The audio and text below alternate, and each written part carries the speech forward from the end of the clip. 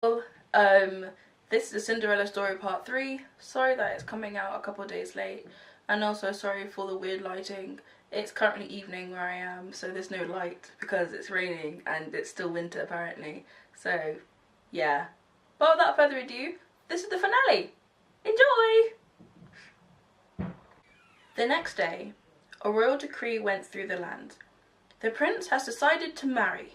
He has declared that to whomever this glove perfectly fits, and who passes a test only known to the prince, will become his wife. For months the prince went to every town and village in the kingdom, looking for the woman he met, and whilst the hand fit the glove of many maidens, none of them could pass the prince's test. However, at long last the prince was set to arrive at Cinderella's cottage. Her stepmother and stepsisters were sent into a blind panic, rushing about the house looking for the perfect dress, the perfect shoes, the perfect hairstyle to impress their future husband. Cinderella, however, was not fussed by the prince's arrival. After all, she had never even met the prince. So, as she usually did, when she knew her stepmother was distracted, she pulled out her wheelchair, a name she thought far better than a miniature, portable, individually powered carriage, wore her one remaining glove, and pushed herself around the cellar, wondering for the millionth time if she would ever meet the man beyond the hedge again. Cinderella was so lost in her thoughts that she did not hear the footsteps outside her door getting closer until it was too late. "Well, well, well," her stepmother said, smiling darkly as she looked down on Cinderella. "What do we have here?" Cinderella stammered. "Oh, darling, there's no need to be shocked. I've known it was you since the night of the ball," she said, placing her hand on Cinderella's shoulder. "Yes, I don't know what kind of sorcery helped you get there, or what disguised that dirty little body of yours."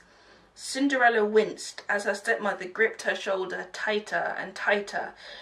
"But I would recognize that stupid little laugh of yours anywhere." She released Cinderella, towering over her with enraged eyes. "And then you had to ruin everything by winning the prince's heart." Her stepmother was still ranting as Cinderella repeated the words in her head. "The prince's heart?" she thought. "I always knew he wasn't a gardener, but could he really be a prince?"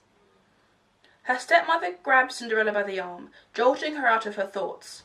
"And I'll be damned if a wretched thing like you could woo a prince over my beautiful girls. So, dear, you're going to make this right." "What do you mean?" Cinderella asked. "Tell me everything. Every little thing that you spoke about with the prince, and then my girls may have a chance at passing his damned test. Then once they're married, I'll have enough influence to start making some changes in this kingdom. Now, first tell me—" "No," Cinderella whispered. "Speak up, would you?" "No!" she yelled, ripping her arm free. "Excuse me? I'm trapped in this cellar, a fate I accepted long ago. But the prince, this kingdom, they're free to live any life they choose. And I'll be damned, stepmother," she said, rising from her chair. She walked towards her stepmother, each step getting stronger as she spoke. "If I had anything to do with a mean, cold-hearted, bitter old woman like you trapping them too." Cinderella was now face to face with her stepmother, as silence fell between the pair.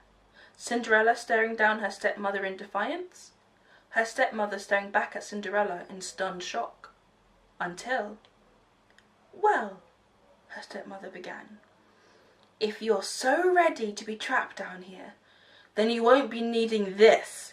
She pushed Cinderella to the ground, grabbed her wheelchair, and hurled it against the furthest wall, smashing it to pieces.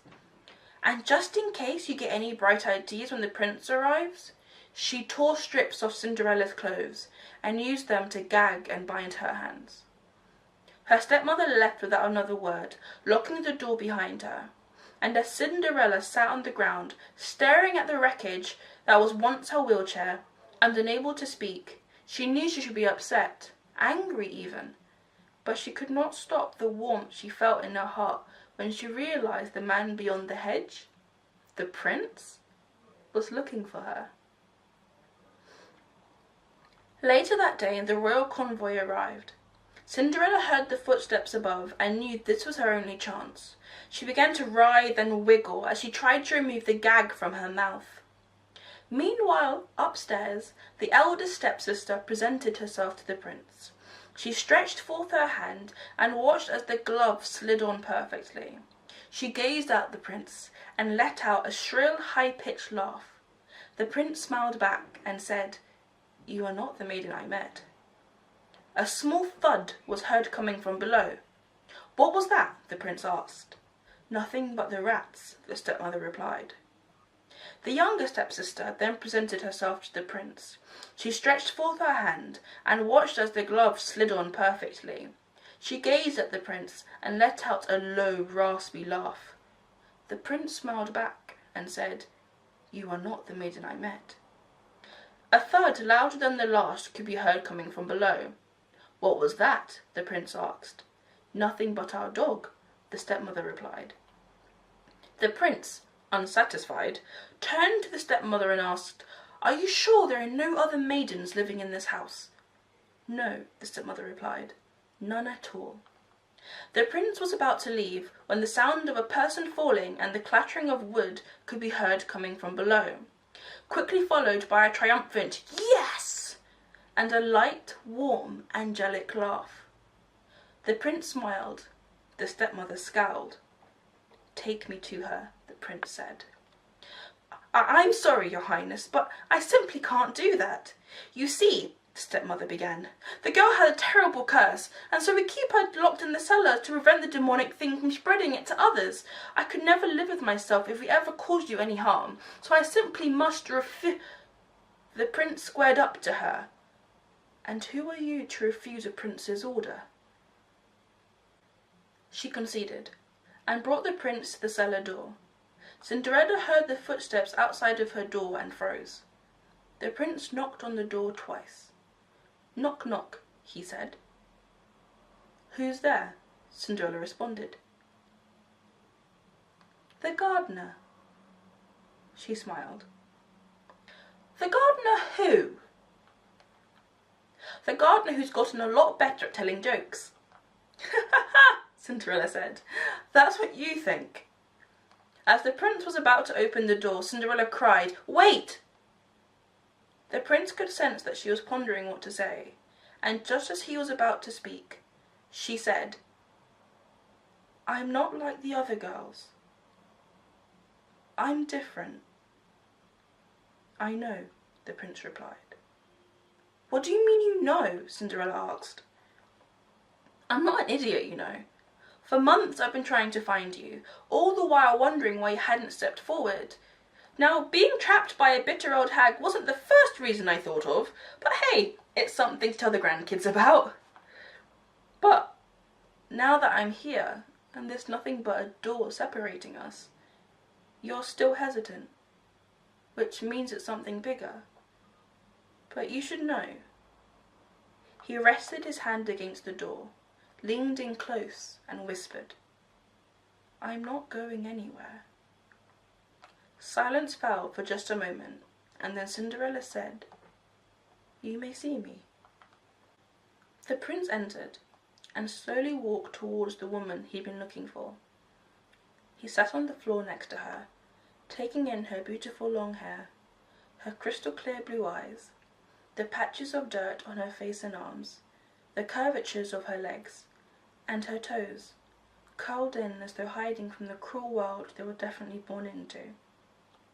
He saw her looking at him expectantly. As he reached for one of her hands, she winced. "Sorry, a bit tender," she said, revealing the cuts and bruises on her palms. "Had to get a bit creative if I was ever going to get the bonds off my hands," she said, nodding to the chunks of splintered wood in the corner of the room. Ever so gently, the prince slid the glove onto Cinderella's hand, and they both watched as the glove slid on her hand perfectly. They both sat staring at their interlocked hands, unsure of what to say, until Cinderella broke the silence. "So, what about this mystery test of yours? Did I pass?" she asked. "I don't know," the prince said, smiling cheekily. "Let's find out." Without warning, he began to ferociously tickle the heel of Cinderella's foot. She let out a laugh, a sound the prince recognized and would come to love more and more each day. There was no doubt she was the one. He could recognize that laugh of hers anywhere. "Stop!" Cinderella yelled, trying to free her foot. "Only if you agree to marry me." "What? Marry me! Marry me!" "Fine," Cinderella said. He released her, and Cinderella collapsed to the floor, lying on her back. The prince laid next to her. She turned to face him. "You know," she began, "we've yet to be properly introduced." "You're right," he said, turning to look her in the eyes. He extended a hand towards her. "Hello, I'm Prince Jacob Alexander III, but my friends call me Alec. And you are?" She reached out to hold his hand, staring into his eyes, and for once in a very long time, feeling as though everything was right in the world. "I'm Cinderella."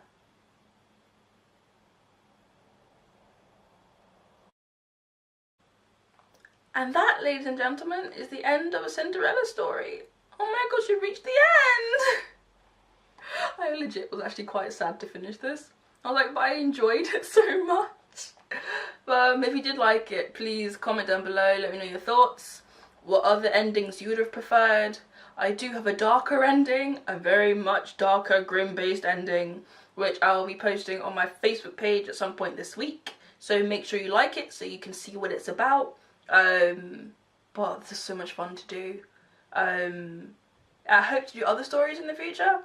I've got an idea in the back of my mind, which I might do one, but I might wait a bit because I think I may have Disneyed out people a bit too much. But if you like it, give it a thumbs up, comment down below, and subscribe for more videos like this. Wow, okay, I'm way too excited. But until next time, guys, bye! Listen to my new story, Disney for people like me. Let's look what would happen if they were disabled too. That is how I should have started these damn videos. Damn it!